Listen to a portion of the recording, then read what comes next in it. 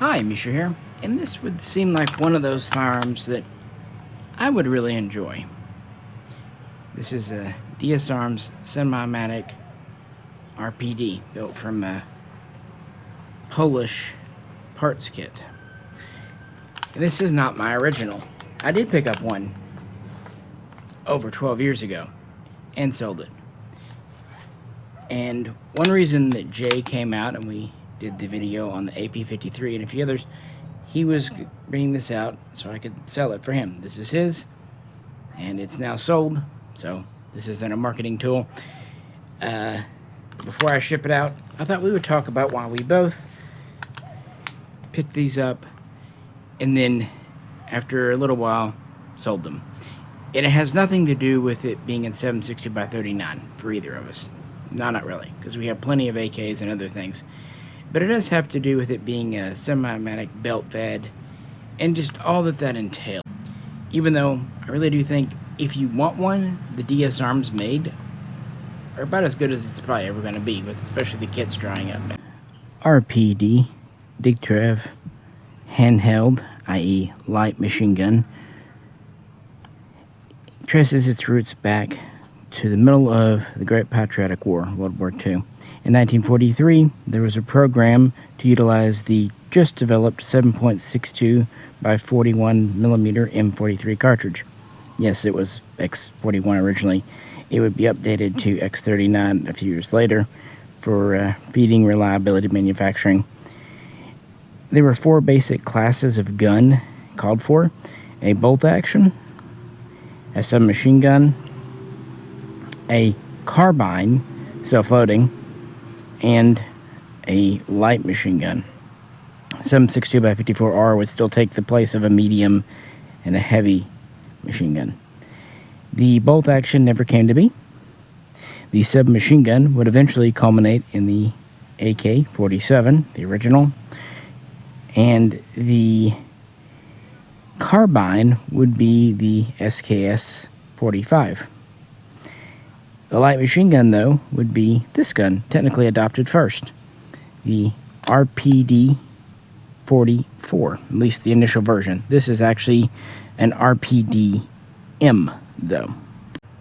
We're not going to be firing this because every other RPD video we put up, or even belt-fed video on YouTube with live firing, because of their current rules, it gets either taken down or age restricted. So no live ammo in this video, no live drums. I'm trying to stick to their rules, but I did want to show off this gun because they are getting quite rare. And with that, if you could, please do like, share, and subscribe. Like to help support us, check out Patreon. Easy way to tell a later RPD from an early production is the charging handle and the feedway. This was considered a light machine gun, and it was still technically belt fed, although that wasn't exactly part of the requirements. It's just, what they were going, and it was definitely inspired by the Germans' MG34, MG42 in that sense. It went through testing. You basically had Ditrev's gun, you had Sudiev having one, and Simonov. They all submitted designs, but the Dictrev, it won. It was considered the most reliable, simplistic, and he already had such a good background with the DP. Some call it today the DP27. Interestingly, years ago it was called the DP28. Either way, DP, as well as other machine guns in service. And while it was adopted in 1944, and some prototypes had been made, it actually was not put into full-scale production until 1948 and didn't actually start to see widespread issuance within the Red Army until 1953. Originally, it was manufactured at the Kovrov factory, and it seems like late production in Russia was at Molot, who would make the later RPK. It had a 21.5-inch barrel, give or take, 520 mil. It weighed about 16.5 pounds unloaded. That might sound like a lot by today's standards, but for that day and time, for a machine gun, it was considered pretty svelte. Of course, it's still not a machined receiver. This is a pretty heavy barrel, even though it's not quick change. It's a long stroke gas piston. It uses Dextrev's kind of flapper style locking system. Wood furniture throughout, pistol grip, and kind of the paddle stock, which was adapted from the DP before it. And it stores actually quite a substantive tool and cleaning kit here, with the cleaning rods stored along the side. Other versions would actually have a sectional cleaning rod in the butt. Pretty traditional sling. These were originally open bolt and full auto only with just a manual safety. Of course, again, this one is semi-automatic, perfectly legal, all that. It's kind of like on a German, they were just containers. They had no real internal mechanism, and they would hold two 50-round belt sections. So the drum, the canister, was just really there to transport. It wasn't, technically speaking, required. I have it deployed on its folding tubular steel bipod. It's really non-adjustable, although it does have some pivot to it. And here we have the container. It just slides on from the rear, and then there's a latch on the back to keep it there. This is the ejection side. It actually feeds from the left. Like I said, this one is from Poland, 1959 dated. My original one was 1960. They would continue using this instead of the RPK well into the 70s and 80s, but they're one of the few. Like I said, originally we would not have this feed port here cover, and we would not have the folding charging handle, cocking handle, and the original one would reciprocate. This one does not. And there would be some variations in the hanger as well. 3-position gas regulator. It's not exactly what you consider a quick change, but it could be changed if necessary. Threaded muzzle, although just for a blank fire device. I don't think the original ones had chrome lining, although it's possible because the Papa Shaw was chromed, but definitely by the time this went into full production, it was a chrome lined bore and chamber. Very traditional front sight, open topped, and a rear sight that's pretty familiar to RPK owners. Fun fact, one of the earliest changes they made was to take the windage knob from the right side to the left, and that's so you could adjust it with your offhand more easily. We have a folding charging handle on the side. Notice how it free floats. It's non-reciprocating. But of course, on a closed bolt design, it's always going to be on a bolt. On the original open bolt, that would just stay forward. You could fold it, and there you go. You notice how the dust cover folds out on the side here. And we have another one on this side. This is where the spent belt comes out. Notice you can see the op rod or the gas piston here, how it's kind of semi-exposed, especially on this end. I always thought that was kind of interesting, this end of the plug there. This would actually change from the earlier to the later production versions. They would extend this out a bit, even changing the shape early on. They would do a lot of little changes like that though. Of course, we have a roller mechanism and everything working here. And then we essentially have either an angular hammer or a striker system. The original had it too, but it operates differently on a semi-auto. For basic maintenance and inspection, you just flip this up and it does keep itself open. For the feedway here, this comes down and helps feed the container. Just flip this open and it comes out. Mechanisms all in here, and it was a locked breech. Very heavy machined plate, and your belts, of course, were non-disintegrating, so they would feed through the left, come out the right, and after 50 rounds, a section of the belt would drop off and go from there. and it would eject the spent cartridges from the bottom, kind of bouncing off this way. Interestingly, it just pushed the round out of the belt forward into the chamber as opposed to pulling it out from the rear and pushing it forward again. So as far as a belt system goes, it's one of the more simplistic ones, which for 760 by 39 is not a bad thing. And that kind of gets us to the thesis of this video. Why did I sell off my RPD, and for that matter 1919, and why Jay is selling off his? And it's just one of those things where it seems really cool and fun at the beginning, and nothing against that. But then you start comparing it with the RPK. And you can remove your gas regulator to clean your gas block. Up here, this removes out. It's pretty much hollow. And you use the tool in the butt stock here. This door just rotates. And it also gives you access to your recoil spring and mechanism, which is in the stock. So relatively easy to maintain, especially by the standards of the era and compared to other light, medium machine guns at that time. There are various pins you can use to split things apart further. And of course, you just manually fold up your dust cover doors when not in use, not needed. Although the bottom where you eject from still stays there, but it's closed by the bolt when forward itself. And if you need to remove the furniture, there's bolts and screws everywhere. It's a Soviet gun, pretty easy to maintain and clean and what have you.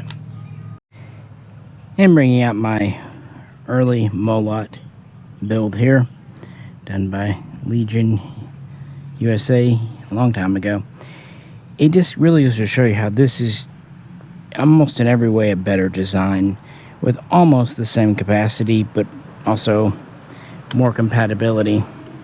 But for the 1940s, the RPD really was leading the charge. This was one of the first squad automatic light machine guns. Again, one per squad issued. Pretty much a new concept, taking what the Germans had started and moving it to its next level. Not to mention cheaper to produce, less resource intensive, easier to maintain in the field. These were known for being quite reliable for their era and time. But they're still using non-disintegrating belts and are still 20 pounds loaded up. But the RPK would soon come in to replace it in 1959 officially, although production would actually not kick up full scale until about 1961 in Russia. And by that time, the Soviet Union had transferred the technology to build RPDs to several nations, including China with the Type 56. The same year, Poland would begin production at the Radom factory, and later North Korea would begin as the Type 62, and finally the Mahdi factory, Factory 54 in Egypt.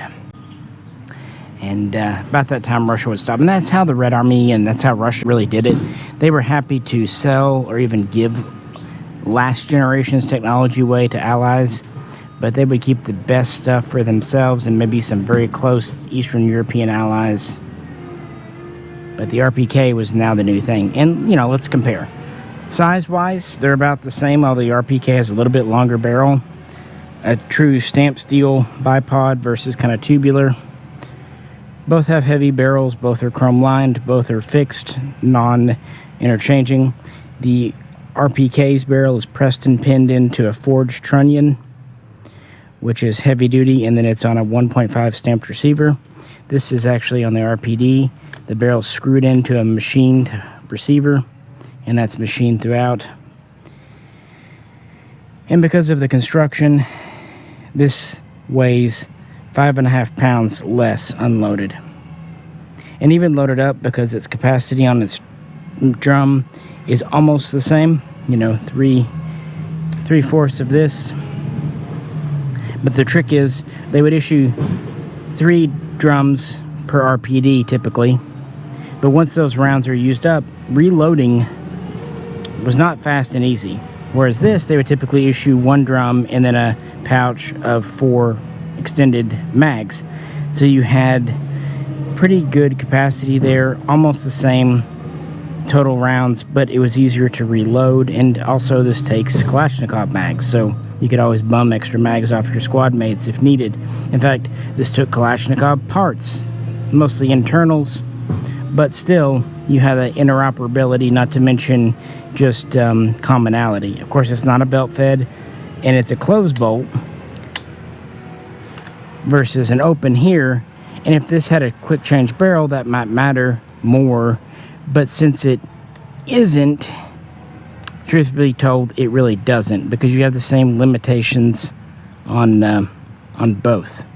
And one thing I should point out, for a belt-fed gun, 7.62x39 is sufficient for the RPD, but it's right on that cusp.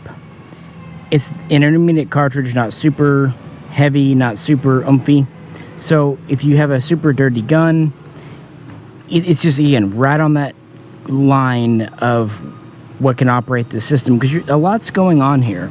You are going from an open bolt to a closed, you're operating the flaps, you're operating the roller system for the belt, you're pulling a belt through, you're stripping a cartridge out, you're ejecting. That's a lot to do. So you need a good chunk of power. Whereas on the RPK, it's just working like an AK. You're just operating a long stroke piston, rotating a 2-lug bolt. Handling this, yeah, it's really not meant to be shoulder aimed and fired. Rather, you can hip fire it on the march, or if you're in a fixed position with your bipod, you're meant to actually handle it like this. And change out drums with your hand and operate. I do find it kind of interesting that the charging handle is on the right side. Seems like it'd be a little more ergonomic. But, you know, the system is the way it is. And again, this is a pretty heavy gun. It's relatively well balanced because of the machined receiver, heavy barrel. You know, the buttstock itself is a little bit lighter, but having the large toolkit inside, it gives it a little better balance. But it's a chunk, and the handguard is relatively small, as you see. I like that it has kind of an over-travel stop, but my hands are not large, and they fill it up pretty good. So I could see for a large-handed person, this is going to get hot, too. Trust me, it does quickly. How does that compare to handling the RPK? And again, this is the early version with wood furniture all the way and the rib top cover. Frankly, it's a more balanced feeling gun. And this you can aim a little bit shorter stock. And you can also hip fire, and I'm just going to have to bang the other gun here, but you can still grasp it like this. If anything, the paddle is even more paddly. Of course, traditional AK reciprocating handle, trigger group, all that. And you do get a little bit more meat on your handguard, especially your bottom one, a little more space. And your retainer right here would kind of keep your thumb from creeping forward. Look, I can't lie about it. In almost every way, this is a better gun. Then again, I am probably biased towards Kalashnikov. Not to mention, the RPK, while it takes more time and resources to produce than in the AKM, it's still a lot cheaper and easier to mass produce, and it really shows. How many RPDs were built? We really don't know. Probably upwards of 250,000 in Russia. More than that in China. Their records are pretty iffy, but several hundreds of thousands. In Poland, hard to say again, probably 20 to 30,000 all told. North Korea, who knows? Egypt, really, who knows?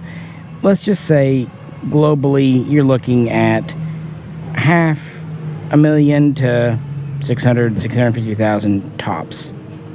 RPK, millions. Not near as many as an AK, but considerably more. And they took fewer resources. And that's not to say the RPD didn't have its day in the sun. It absolutely did. This saw use throughout the 1960s and 70s, including in the Vietnam War against America. They saw a lot of use, and China did their own thing with the Type 56-1. It has its place in history. It is an iconic gun, which is originally why I wanted one, and I think why Jay did too. They're very attractive for that. And I will say that as far as the mass-produced semi-automatic RPDs, I think DSA probably did the best job. They did a very high-quality receiver. They did enough spring tension back here. And the kits they used, although they had some Egyptian, a lot of them were the newer Polish kits, which were in pretty good shape. Some had the original barrel, some had a US-made barrel. It just depends on when they got the kit and what have you. But after the neat wears off, you realize that in all practical ways, the RPK does the same thing. Yet it's so much easier to maintain, to clean. A semi-automatic RPK is pretty much as reliable as an automatic, whereas a semi-automatic RPD just isn't. Now, I'm not saying they're the worst thing ever, but going to a closed bolt from an open, anytime you do that, you're going to sacrifice something, and it shows. Whereas this was always a closed bolt, and it shows. And it's just easier to maintain, easier to load mags for, and again, you can just use regular AK mags and AK cleaning gear for the most part. Even AK furniture, at least for the buttstock and the pistol grip, will fit, whereas this is its own thing. So the novelty does start to wear off, and then you start loading belts and then recovering belts, and then belts do wear out. Luckily, drums and belts are relatively cheap, but still, you get to that point when you stop taking it to the range, and you figure out that if you do want to shoot something like this in 760 by 39, you bring an RPK. So eventually you start to think, I should just sell the RPD. It happened to me, and it's now happened to Jay. Years ago, Century Arms mistakenly sold some Romanian builds, RPKs, as Polish. So there was kind of a Polish RPK thing for a minute. They never made RPKs. In fact, they only purchased a few hundred RPKs from Russia to try them out. No, for whatever reason, they stuck with the RPD in Poland throughout the 60s and 70s, and really until they went to the 545 cartridge. Again, China made the Type 56 RPD, but they never made a true RPK. The one that most people think of as an RPK was actually just a long-barreled Type 56, their take on an AKM. I digress, but it's kind of funny. Same with Egypt. They made an RPD, but they did never make an RPK. And that's kind of the trend you see. If a country made the RPD, they didn't make an RPK. Of course, I'm not talking about Russia, but outside of Russia. So, whereas this was replaced by this in Russia, a lot of nations would just kind of pick one and just stick with it, and that makes sense for logistical purposes. There's pros and cons to both. There really are. This is probably a little bit better of a laying down fire machine gun, but on the other hand, since the loadout for the gunner was almost the same, yet the RPK guy could bum off extra mags from his squad mates, I think you get what I'm saying. And of course, this would give way to the RPK 74 and 545 by 39. I just thought since Jay was selling this, and since mine's long gone, and since DSA no longer makes these, this would be the last chance I'd have to kind of bring one out and talk about it. So why not? They are cool. They are neat. DSA did about as good of a job as you could with these kits. And if you've never owned a belt-fed semi-auto, you should, but I also won't blame you at all if you kind of do it for a few years and get over it. But what do you think? What's been your experience here? Let me know. For me, the RPK is kind of where I'm happy to be. So final thoughts. I was super excited to get mine. In fact, I ordered it from DSA and waited months for them to build it and get it in, and made a special trip to go pick it up. and really excited to get it out to the range, and was really excited to shoot it the first time. Still excited the second time. But the third time, though, it was getting pretty hot and sweaty work to use it. And I had RPKs, not the one you've seen in this video, I got that later, but I had, like the remaining AES 10P and what have you. So I just found myself, when I wanted to kind of do the LMG 7639 thing, going through there. It was just so much easier to maintain. And it got to the point where the night before, you needed to load up your belts, and then hopefully the links would feed properly and not get worn out or bent.